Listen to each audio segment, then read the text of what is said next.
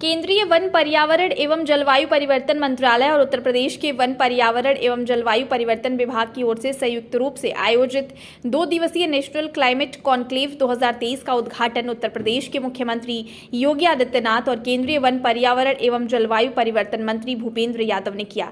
इस अवसर पर उत्तर प्रदेश के वन पर्यावरण एवं जलवायु परिवर्तन मंत्री अरुण कुमार सक्सेना समेत कई अधिकारी मौजूद रहे। इस अवसर पर सीएम योगी ने कहा कि पुराने समय में ऋषि मुनि वृक्षों के नीचे बैठकर तपस्या करते थे। वृक्षों के नीचे ही हमारे क्रांतिकारियों ने जंगल में आजादी को लेकर बड़ी बड़ी कार्य योजनाएं बनाई थी। सीएम ने कहा कि वृक्ष हमारी विरासत है और इसे बचाने का प्रयास सभी को करना होगा। उन्होंने बताया कि साल 2017 से हमारी सरकार ने जुलाई के प्रथम सप्ताह में वन महोत्सव का आयोजन किया था, जो अभी तक अनवरत रूप से जारी है। उन्होंने कहा कि पहले वर्ष में हमने प्रदेश के सभी 75 जनपदों में 5 करोड़ पौधारोपण किया था, जिसके दूसरे वर्ष में 10 करोड़ पौधे लगाए गए। सीएम योगी ने कहा कि अभी तक प्रदेश में 135 करोड़ पौधारोपण का काम किया गया है। सीएम ने कहा कि इतना ही नहीं, इसको लेकर थर्ड पार्टी से धरातल पर पौधों की देखरेख और उनके चलने संबंधी कार्यों की निगरानी करने का कार्य भी किया है। सीएम ने कहा कि इस वर्ष भी हम वन महोत्सव मना रहे हैं और जुलाई के प्रथम सप्ताह में प्रदेश में 35 करोड़ पौधे रोपे जाएंगे। इस कार्य को यूपी का वन विभाग बतौर नोडल विभाग के रूप में अंजाम देगा। हम सब जानते हैं कि भारत की परंपरा सदैव से पर्यावरण हितैषी रही है। दुनिया के सबसे प्राचीन जो ग्रंथ हैं उनमें वेद एक है। अथर्ववेद का एक सूक्त जो हमें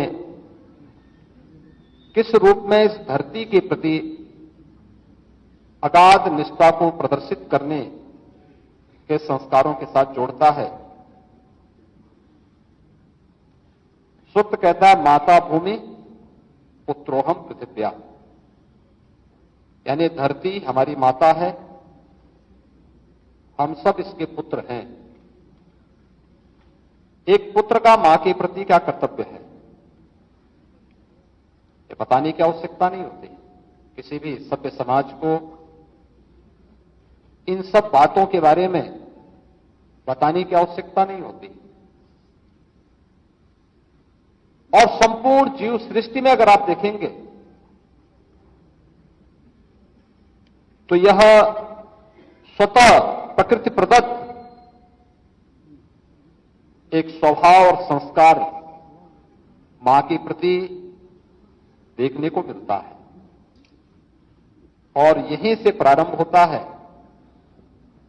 कि इस धरती माता के प्रति हमारे दायित्व किस रूप में आगे बढ़ सकते हैं।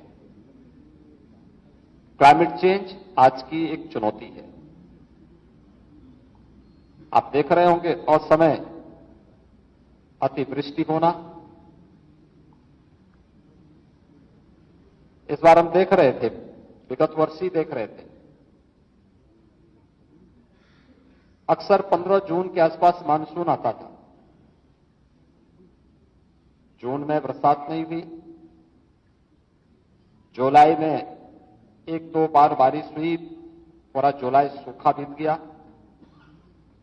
अगस्त सूखा बीत गया, और यहां पर मानसून कब आया? अक्टूबर में।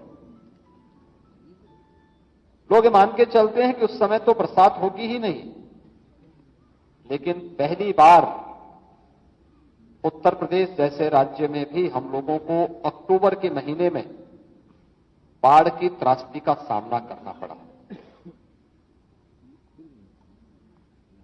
मैं सार्वजनिक जीवन में पिछले 25 वर्षों से हूं। मैंने 25-30 वर्षों में कभी नहीं देखी कि कभी बाढ़ अक्टूबर के महीने में आई हो।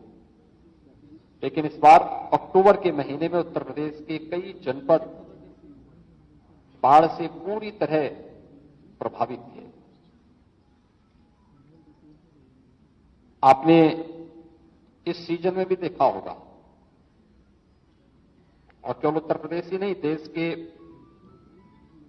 तमाम राज्यों में वर्तमान की जो बारिश हो रही है, नवंबर में बारिश नहीं, दिसंबर में नहीं, जनवरी में नहीं, फरवरी में भी नहीं, मार्च के अंत से शुरू हुआ है ये साइकिल, और अभी भी तमाम राज्यों से प्रभावित है। यानी जब किसान को पानी की आवश्यकता है उस समय बरसात नहीं है, लेकिन जब किसान अपनी मेहनत से अपनी फसल को तैयार करके उसे काटने के लिए जाता है तब असमय अतिवृष्टि या ओलावृष्टि से उसकी पूरी मेहनत में पानी फिर जाता है। कहीं ना कहीं यह क्लाइमेट चेंज के उन दुष्प्रभावों की ओर हम सबका ध्यान आकर्षित करता है जो अपने स्वार्थ के लिए मनुष्य ने अतिदोहित करके पर्यावरण के साथ खिलवाड़ किया है और आज उन दुष्परिणामों के भुक्तभोगी भी हम बन रहे हैं। लेकिन इसी चुनौती के बीच में रास्ता भी निकालना होगा और हम सब के लिए यह अत्यंत गौरव का विषय है कि दुनिया को इस दिशा में भारत आज लीड कर रहा है। भारत उसे एक नेतृत्व दे रहा है प्रधानमंत्री मोदी जी के